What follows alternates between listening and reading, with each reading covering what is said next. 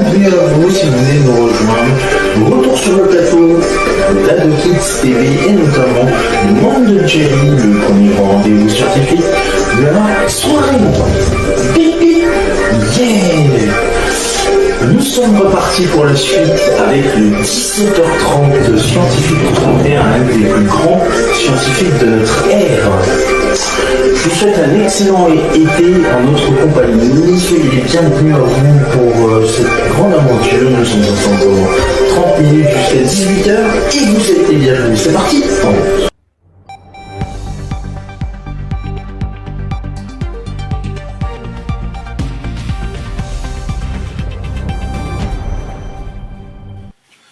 Mes petits poussins, mes petits poulets, madame, monsieur, bonjour, bienvenue à vous pour ce nouveau numéro du 17h30 scientifique. Je suis très heureux de vous accueillir pour de nouvelles aventures.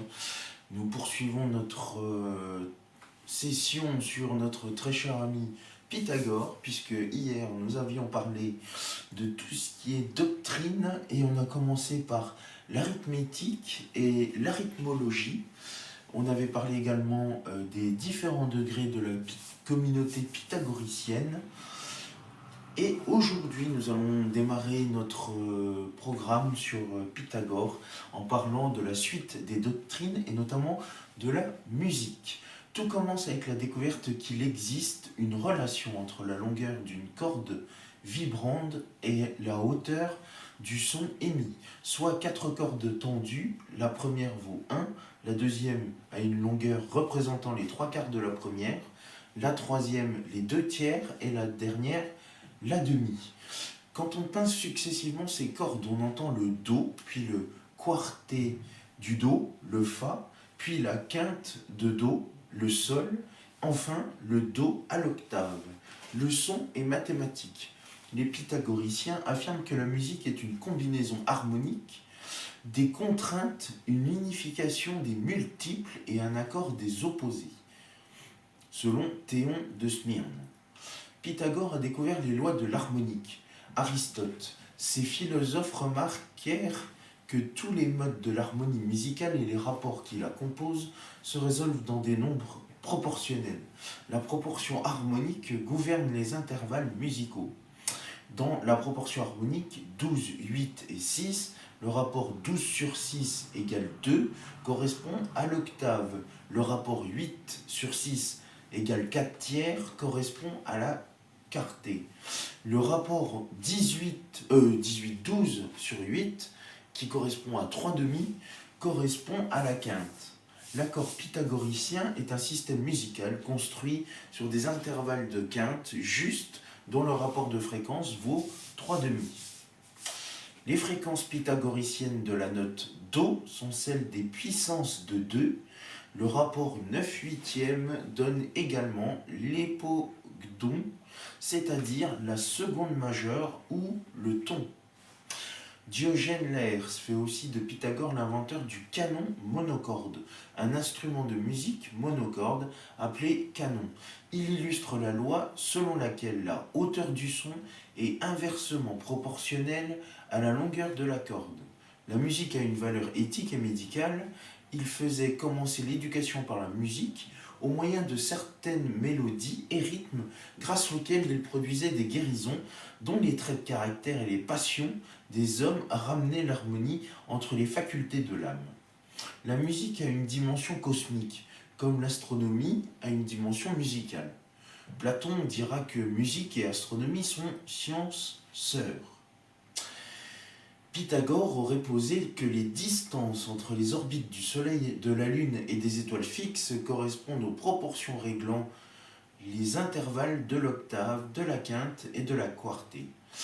Plus tard, de la voie des 7 planètes, de celle de la sphère des étoiles fixes et en outre de celle de la sphère au-dessus de nous, que l'on appelle Antiterre, il faisait les 9 muses. L'ordre est pour Pythagore ou les premiers pythagoriciens, sphère des étoiles fixes, Saturne, Jupiter, Mars, Soleil, Vénus, Mercure, Lune, Terre, Antiterre, feu central, soit 10 unités. Pythagore retrouve la proportion harmonique où, pour 12, 8, 6, on voit que 12, 6 c'est l'octave, 12, 8 c'est la quinte, 8,6 c'est le quarté, c'est la quartée. Si le rayon du feu central est 1, le rayon de l'orbite de l'antiterre est de 3, de la Terre 9, de la Lune 27, de Mercure 81, de Vénus 243 et du Soleil 729. Entre la sphère des étoiles fixes et Saturne, entre Saturne et Jupiter, Jupiter et Mars, il y a un demi-ton, un ton entre Mars et Soleil, et on obtient une quartée. Entre Soleil et Terre, on obtient une quinte. Entre étoiles fixes et Terre, on obtient une octave. Pythagore tendait son oui et fixait son intellect sur les accords célestes de l'univers. Lui seul, à ce qu'il paraissait, entendait et comprenait l'harmonie et l'unisson universelle des sphères planétaires et des astres. Causons géométrie. L'école de Pythagore hérite d'une double culture mathématique. La mathématique ionienne, amorcée par Thalès de Milet, dont on a parlé il n'y a pas très longtemps, il y a 2-3 épisodes, qui lui apporte une orientation géométrique ainsi qu'une volonté de démonstration.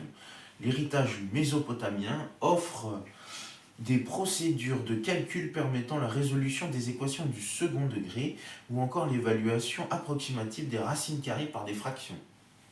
Ce double héritage s'associe sur une idée fausse, celle selon laquelle toute longueur peut s'exprimer comme une fraction. Les pythagoriciens sont partis de l'idée naturelle à tout homme non instruit que toute longueur est nécessairement commensurable à l'unité. Cette erreur est néanmoins fructueuse si toute longueur est une fraction et à condition de bien choisir l'unité de la figure, il devient possible de ne travailler que sur des figures dont les longueurs sont entières. Cette approche permet les premières preuves partielles du théorème de Pythagore, déjà connu par les Égyptiens et les Mésopotamiens, mais probablement jamais démontré dans le bassin méditerranéen. Le type de démonstration est explicité sur la figure que je vous montrerai d'ailleurs. Un triangle rectangle dont les côtés autres que l'hypoténuse sont de longueur 3 et 4 possède une hypoténuse de carré égale à 25. Nous allons en discuter, pas tout de suite, à la fin, peut-être même à la prochaine émission. Le calcul mésopotamien permet d'autres progrès. Construire un pentagone régulier suppose la construction de la proportion d'extrêmes et de moyennes raisons, maintenant appelée nombre d'or. Connaissez-vous le nombre d'or? On en discutera prochainement. Elle correspond au rapport entre une diagonale et un côté. Le calcul mésopotamien permet d'en venir à bout, et c'est probablement au pythagoricien Hippase de Métaponte que l'on doit cette découverte. Cependant, ici, la procédure mésopotamienne n'a plus pour objectif un calcul, mais une construction géométrique. Cet usage du calcul permettant de traiter des questions du second degré met en évidence des proportions qui ne sont pas des fractions. On peut construire ainsi des longueurs, comme la diagonale et le côté d'un pentagone régulier, tel qu'il n'existe aucune unité permettant d'exprimer ces deux longueurs comme des entiers. De telles longueurs sont dites incommensurables. La découverte de ces proportions est probablement l'œuvre des premiers pythagoriciens. On attribue parfois à Hippase, à l'aide d'un raisonnement sur le pentagone, cette découverte que les historiens Michel et Itard qualifient de viol fécond, engendre initialement une grave crise, puis nourrit et enrichit pendant 2 siècles les mathématiques grecques. Parlons un petit peu d'astronomie, toujours en sciences, et notamment du cosmos. Pythagore apporte une connaissance qui émerveille entre le logicien Frege, l'étoile du soir, celle qu'on voit en premier à la tombée de la nuit, et l'étoile du matin sont une seule et même Vénus. Cette identité était connue à Babylone depuis -685. Pythagore fut le premier à appeler le ciel cosmos, c'est-à-dire ordre, et à dire que la Terre est ronde. Mais on attribue plus souvent la théorie de la sphéricité de la Terre à Parménide. Les disciples développent l'astronomie pythagoricienne. Philolaos de Crotone affirmerait le premier, bien avant Copernic, la mobilité de la Terre. Philolaos dit, c'est le feu qui occupe le milieu. Or, ce feu central n'est pas le Soleil, Il reste invisible, on ne perçoit sa lumière que reflétée par le soleil. C'est une force physique située au milieu du monde. Donc, le pythagorisme n'a pas découvert l'héliocentrisme. En revanche, la découverte de la rotation de la Terre sur elle-même revient à un autre pythagoricien, Icétas de Syracuse, pour qui la Terre tourne et pivote sur son axe à très grande vitesse.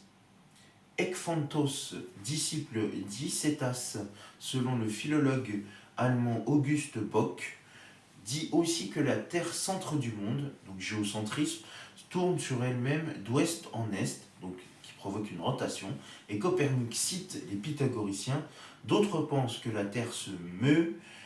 Ainsi, Philolaos le pythagoricien dit que la Terre se meut autour du feu en un cercle oblique, de même que le Soleil et la Lune. Héraclide du Pont et Ekphantos le pythagoricien ne donnent pas, il est vrai, à la Terre un mouvement de translation, mouvement autour du Soleil, héliocentrisme.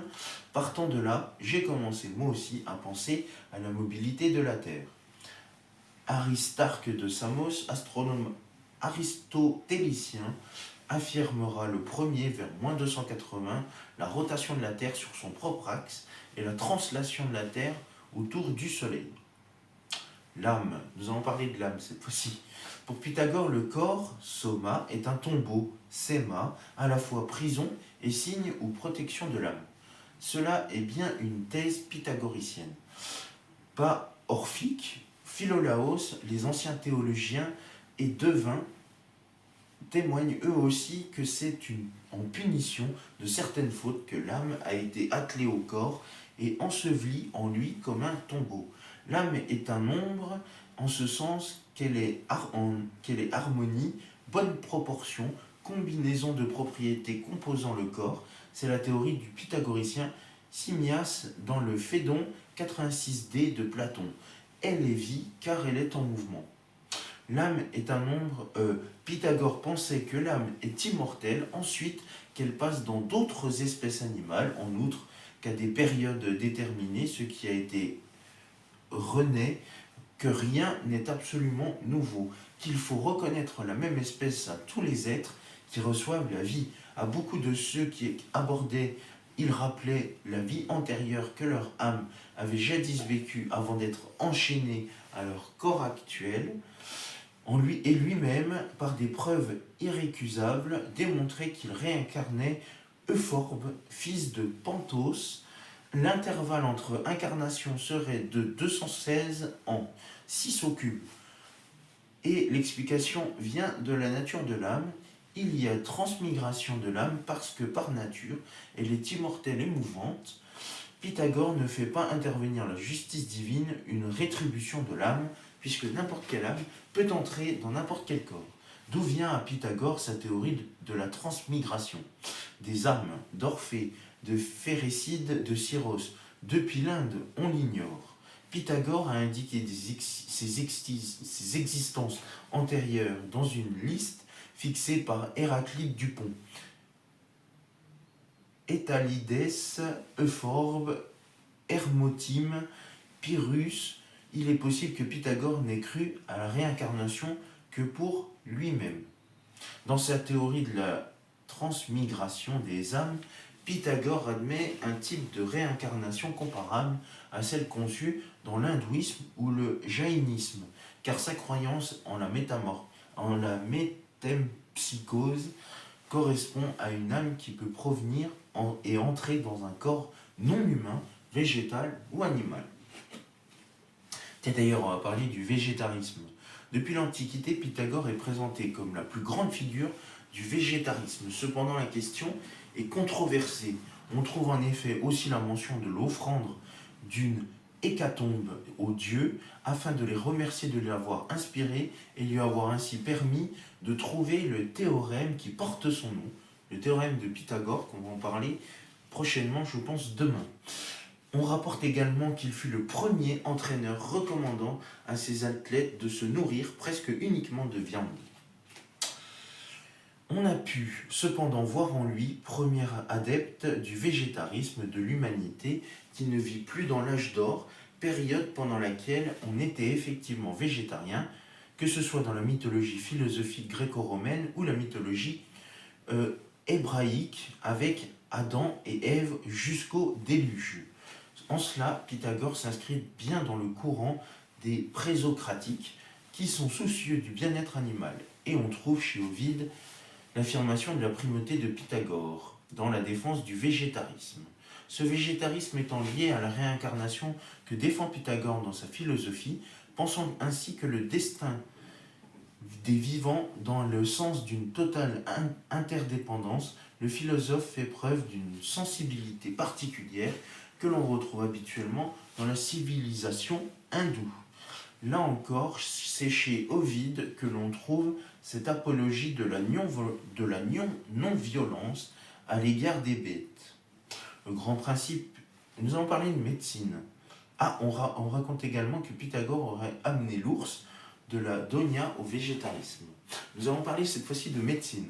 Le grand principe biologique n'est ni l'harmonie du semblable, ni la lutte du contraire par le contraire, mais comme en musique, l'harmonie des contraintes, l'équilibre des puissances dans le corps, de même que l'âme, confondue avec la vie, se définit comme une bonne proportion des propriétés du corps, la santé et la restauration des bonnes proportions entre les propriétés opposées du corps, à savoir l'humide et le sec, le fluide et le visqueux, l'amer et le doux, le pair et l'impair, etc. En médecine, les pythagoriciens ont leur technique, régime, cataplasme, médicaments, refus des incisions et cautérisation. Nous avons la médecine par les herbes, relevant des producteurs, la médecine par incision et cautérisation, relevant des guerriers, et la médecine par incantation, relevant des rois prêtres ou philosophes. Comme la musique purge l'âme, la médecine purge le corps. La notion de purification ou de catharsis est centrale. Alcméon de Crotone, qui semble pythagoricien, pratique la dissection. Il place la pensée dans le cerveau et non plus dans le cœur, comme tous les autres penseurs. L'hégémonique a son siège dans le cerveau. Bien que l'utilisation de ces incantations peuvent sembler plus mythiques que scientifiques, nous pouvons également y voir le début des théories concernant le psychosomatique. En effet, Pythagore soignait l'esprit afin de soigner le corps. Et même si cela pouvait sembler inhabituel pour son époque, nous savons maintenant que certaines douleurs et maladies sont psychosomatiques. La science politique, selon Jamblique, Pythagore était connu des néoplatoniciens comme le fondateur de la science politique. Une transition presque unanime qualifie sa vision politique de conservatrice et aristocratique. En effet, il est favorable à ce que le pouvoir soit confié à des gens instruits, puissants et humains, qui soient redevables de ce dépôt devant le peuple et qui le transmettent à leurs enfants. La politique comme la musique doit conduire à l'harmonie et pour exposer ses idées sur la justice, il utilise des parallèles mathématiques. Il est favorable à la proportionnalité du droit public, à chacun selon son valeur, et plutôt qu'à l'égalité prônée par les démocrates. Et j'ai une bonne nouvelle, nous poursuivrons demain notre programme puisque nous continuerons de parler de Pythagore et je l'espère, bonne nouvelle, demain nous commencerons à discuter sur le théorème de Pythagore qui l'a rendu célèbre. C'est la fin de cette émission, merci à vous de nous avoir suivis dans ce 17h30 scientifique consacré à Pythagore. Dans un instant, vous allez retrouver votre rendez-vous phare. Tout d'abord, n'oubliez pas, 18h30, votre rendez-vous Cockshake qui vous propose un nouveau cocktail. 19h, je vous rappelle, votre rendez-vous d'information scientifique. 19h30, votre rendez-vous culinaire. Mais pour commencer notre soirée, dans un instant, vous allez retrouver votre 18h chimique qui vous propose une nouvelle expérience du tonnerre. Je vous souhaite une excellente soirée. Je vous embrasse et puis je vous dis bien évidemment à dans quelques instants pour la suite de nos programmes avec le 18h chimique. D'ailleurs, je vais m'équiper de mes lunettes de protection. Et pour les plus téméraires, eh bien, rendez-vous demain, même lieu, même heure pour la suite de nos aventures avec Pythagore. Excellente soirée sur Ado Kids TV. Merci, salut.